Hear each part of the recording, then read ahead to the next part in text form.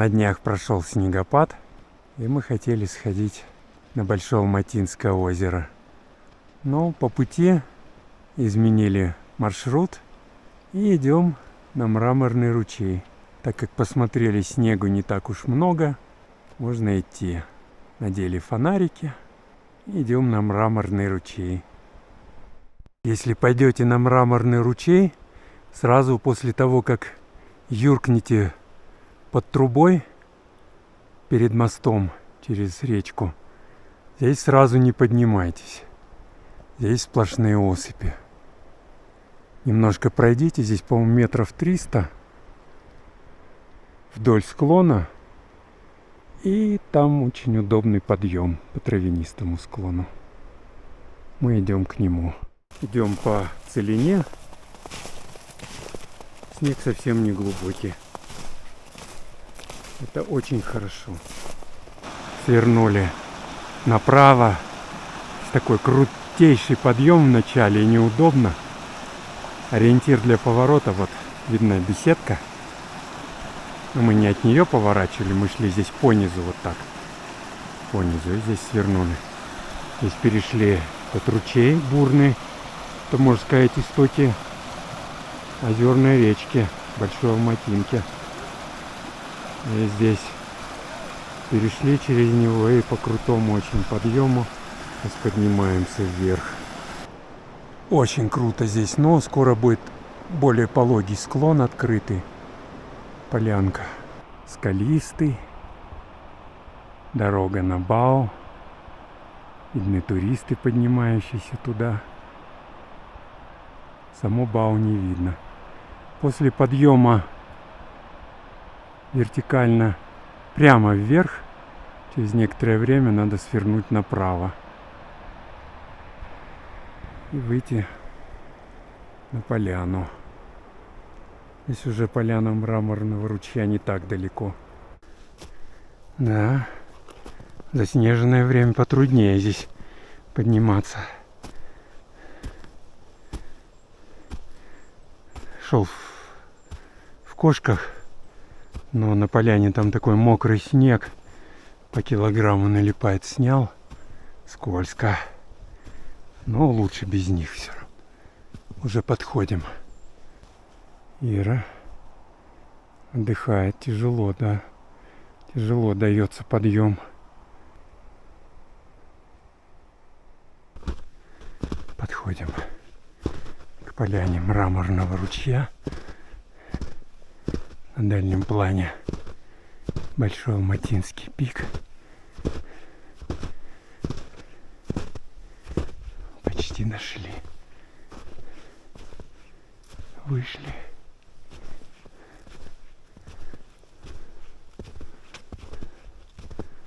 Ох, солнце как здесь шпарит.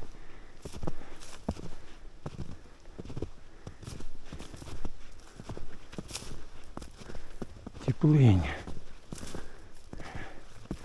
Ташкент. От шлагбаума мы прошли примерно 5,5 километров. Шли 3,5 часа. А высота над уровнем моря здесь такая же, как и урез Большого Алматинского озера. 2550 метров. Вот она вся поляна.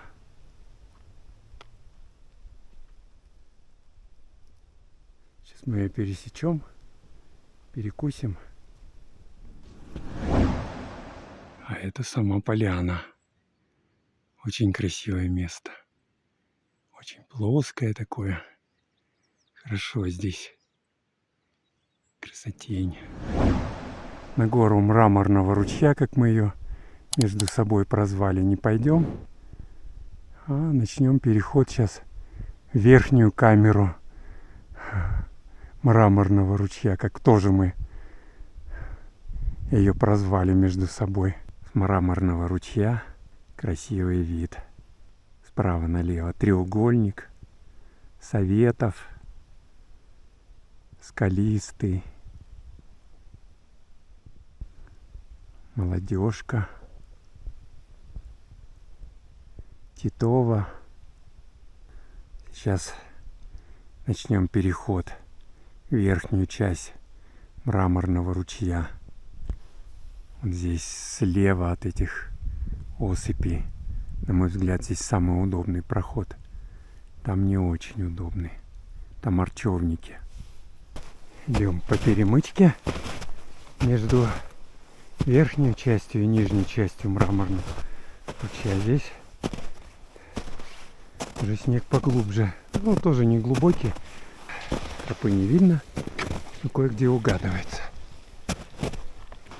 Да, в заснеженное время, можно сказать, в зимнее здесь намного тяжелее идти. Иногда так хорошо проваливаешься даже. И не по колено, но где-то посередину голени. Сейчас уже поднимемся на верхнюю точку перемычки. Посмотрим. Да, вот она уже приближается. Посмотрим, какая там снежная обстановка. Наконец-то мы вышли. Немножко там помучились. А здесь солнышко, тепло. И, кажется, будет меньше снега. Это верхняя часть Мраморного ручья. Сейчас спустимся туда.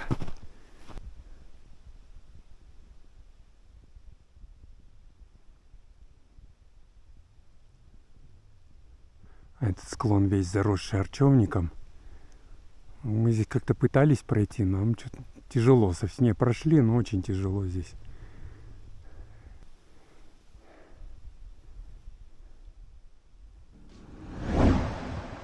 Здесь природа более такая скудная. А здесь всего на 100 метров повыше, но уже ближе к границе леса.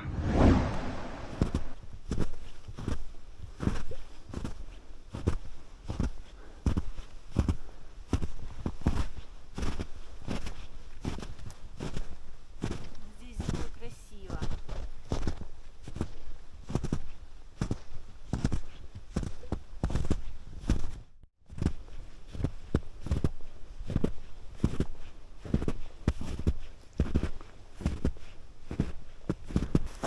Идем в сторону Гаиш, погранзаставы. Притомились уже. Далеко. Русло Мраморного ручья.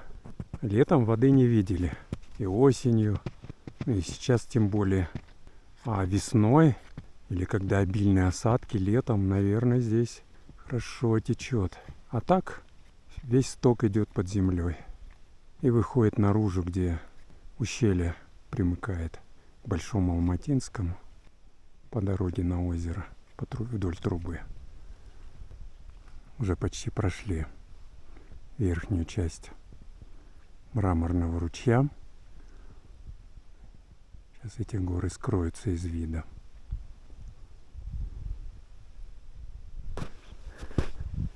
Поворот налево в сторону Гаиш. Заставы. Виден турист. Крошка. Явтуран виден. Отлично. Впереди погранзастава показалась. Это значит, что скоро мы выйдем на дорогу. Все-таки даже этот не очень глубокий снег отнимает силы. Слева Гаиш. Государственный астрономический институт имени Штернберга.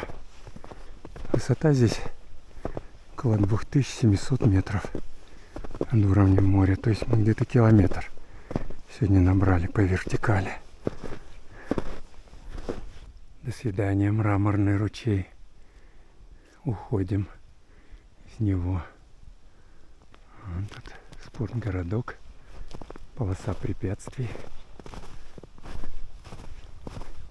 Наверное, съемка не запрещена, не разрешена. Гаиш. Телескоп. Радиотелескоп. Вот такое все неприглядного вида. Ну, кроме телескопа и радиотелескопа. Ну, наконец-то мы вышли на дорогу. Прошли всего 8,5 километров, аж за 6 часов. И так что-то устали. Ну и здесь пограничник нас проверил документы. Ну и вообще даже нам сказал, что нельзя ходить по Мармарсай, мраморному ущелью. На наш довод, что там нету никаких запрещающих знаков, указателей, сказал, все равно нельзя. Ну ладно. Сказал, что начальство скажет. Да, начальству скажут, чтобы они там что-то сделали. Ну, если запрещено будет, не будем ходить. Будем обходить. Сейчас идем к озеру. Там уже, наверное, в тени будем обедать. Нет, наверное, на солнышке еще будем обедать. А впервые увидели кусочек озера. Такого темного цвета. Водичка чистая сейчас. Конца осени. Скоро ледостав будет. Вот бы попасть на ледостав, это вообще песня. Но оно поет там на все голоса.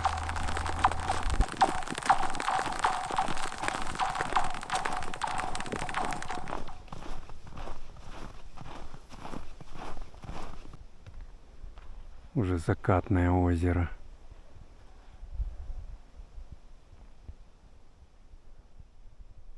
Наконец-то у нас обед с видом на озеро. Слоеный пирог со шпинатом и брынзой. Брускетта с творожным сыром. И вялеными помидорами. И вялеными помидорами. Яблочный пирог. И конфеты домашнего приготовления. Без сахара. Без сахара. Внутри начинка. Орехи, изюм, курага в сердцевине.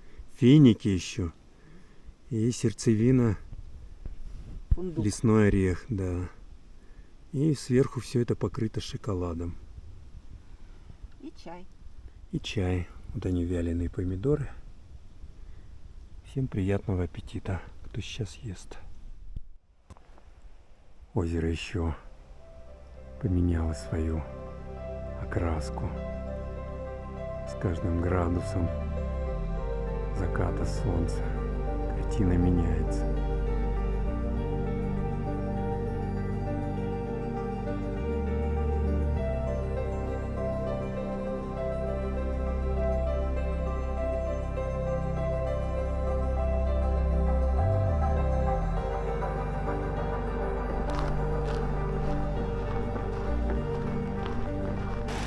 Утром мы здесь шли вверх.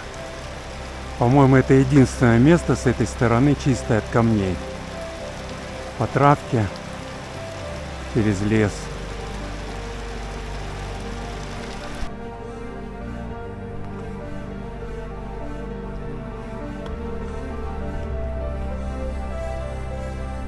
Подходим к шлагбауму, где нас ждет наша машина. Устали. Прошли 15 километров за 9 часов аж.